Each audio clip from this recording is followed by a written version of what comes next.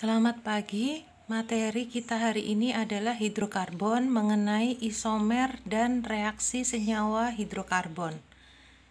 Saya mulai dari isomer. Isomer merupakan suatu molekul dengan rumus molekul sama tapi sifatnya berbeda. Jadi rumus bangun dan namanya berbeda. Isomer dibagi menjadi dua. Yang pertama isomer rangka, terbentuk karena perbedaan susunan kerangka karbon. Contohnya C4H10 memiliki dua isomer rangka. C4H10 namanya N-butana, rantai panjang tanpa cabang. Kemudian isomernya, cara membuat isomer adalah kita hilangkan dulu satu atom karbon C pada rantai terpanjang, kita jadikan cabang. Jadi ini kita tutup, berarti rantai terpanjangnya ada 3, yang satu kita jadikan cabang, bernama 2-metilpropana atau istilah lainnya adalah isopropana. Jadi isomer rangka, kerangkanya berbeda. Contoh yang kedua, C5H12 memiliki 3 isomer rangka. C5 rantai terpanjangnya ada 5, bernama N-pentana, rantai terpanjang tanpa cabang. Kemudian membuat isomernya kita tutup satu atom karbon C, berarti rantai terpanjangnya tinggal 4. Yang satu ini kita jadikan cabang. Nah, tetap sama ya, C5H12, namun yang ini bernama 2-metilbutana. Apakah masih bisa dibuat isomer lagi? Coba kita tutup satu atom karbon C pada rantai terpanjang.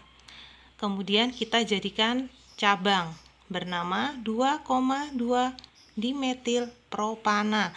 Ini sudah habis ya, tidak bisa kita buat isomer lagi. Jadi C5H12 memiliki 3 isomer rangka. Jumlah atom karbon C dan H-nya sama, tapi strukturnya dan namanya berbeda. Lalu yang kedua, isomer posisi terbentuk karena perbedaan posisi gugus atau cabang. Contohnya saya menggunakan pentena. C5H10 memiliki 3 isomer posisi.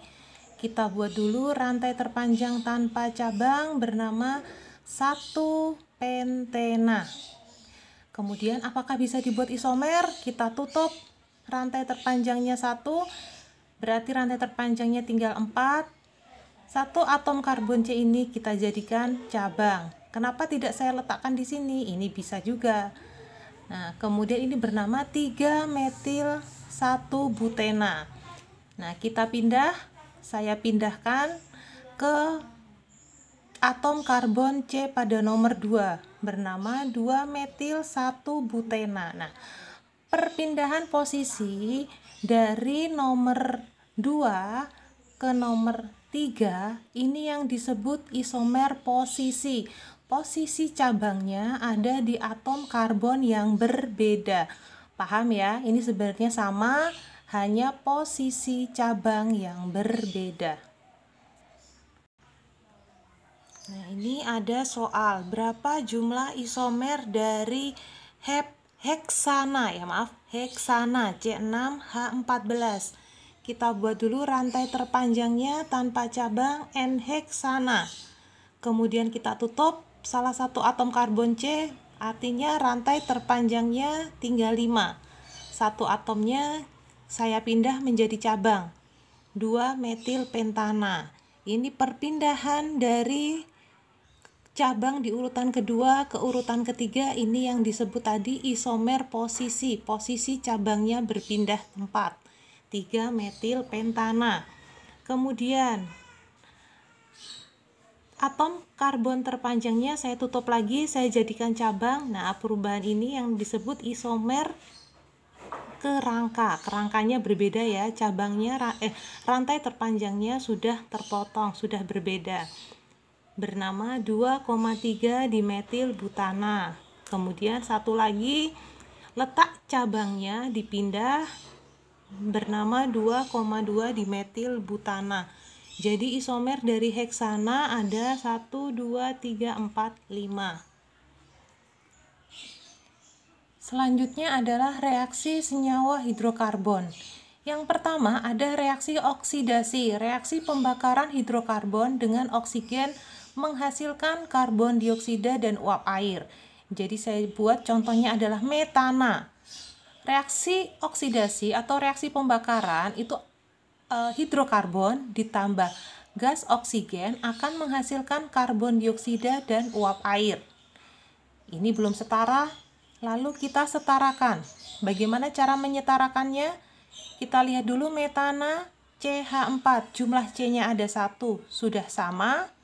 Di sini hanya ada 4. Nah, di sini tadi awalnya hanya ada 2. Kita beri koefisien 2. 2 dikali 2 ada 4.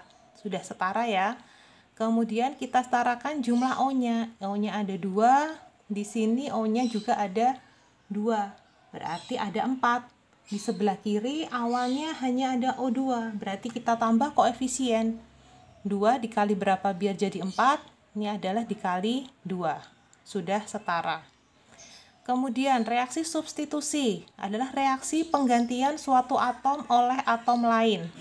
Contohnya seperti ini. Sebenarnya kalian fokus saja pada persamaan reaksinya. Kalau reaksi substitusi, dia tidak ada